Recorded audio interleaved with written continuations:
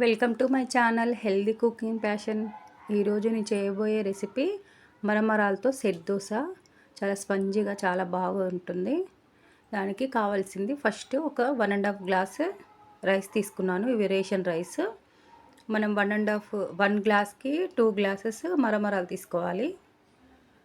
అలా ఇప్పుడు 1 గ్లాస్కి 2 గ్లాసెస్ వేసాను మరమరాలు. అలాగే ఇప్పుడు ఇంకో హాఫ్ గ్లాస్ రైస్ వేసాం కాబట్టి దానికి హాఫ్ లాగా ఒక 1 గ్లాసు అట్లా 3 గ్లాసులు మరమరాలు వాటర్లో నానబెట్టాలి. ఫస్ట్ రైస్ నానబెట్టి రైస్ నానాక కొంచెం మెంతులు వేసి నానబెట్టాను రైస్ ఒక స్పూను. ఇవి నానిన తర్వాత రుబ్బే ముందు ఒక 10 నిమిషాల ముందు మరమరాల్లో వాటర్ వేసి నానబెట్టుకోవాలి. ఇప్పుడు మిక్సీ జార్లో సగం రైస్ సగం మరమరాలు వేసి మంచిగా మెత్తగా మిక్సీ పట్టుకోవాలి. ఫైన్గా ఉండాలి పేస్ట్. మొత్తం మిక్సీ పట్టాక దాన్ని పులియబెట్టుకోవాలి. రెండు సార్లు వేసాను నేను. ఇలా వాటర్ అంతా తీసేసి మళ్ళీ ఫ్రెష్ వాటర్ కొన్ని వేసుకొని మెత్తగా రుబ్బుకోవాలి దోశ పిండిలాగే. ఇవి ఒక పులియబెట్టి వేసుకోవాలి. ఇంకా దీనికి మినప్పప్పు అలాంటివి ఏం అవసరం లేదు. మనం మెంతులు, మరమరాలు, రైస్ చాలా బాగుంటుంది ఈ దోశ.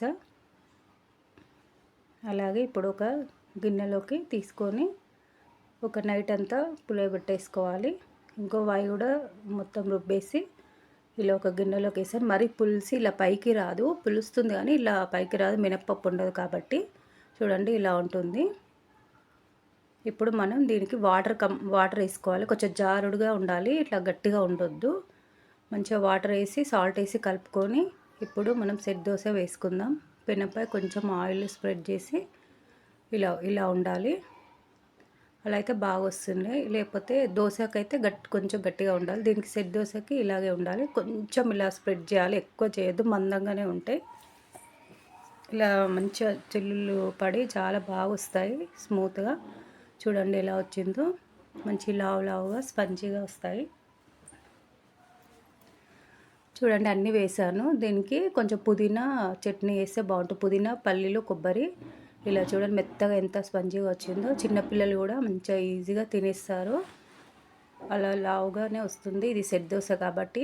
ఇది నేను కర్ణాటక వాళ్ళ దగ్గర నేర్చుకున్నాను. నాకు ఒక ఫ్రెండ్ ఉండే, తను చెప్పింది. అప్పటి నుంచి ఇలా చేస్తుంటాను. మా పిల్లలు చాలా ఇష్టంగా తింటారు. చాలా టేస్టీగా ఉంటుంది.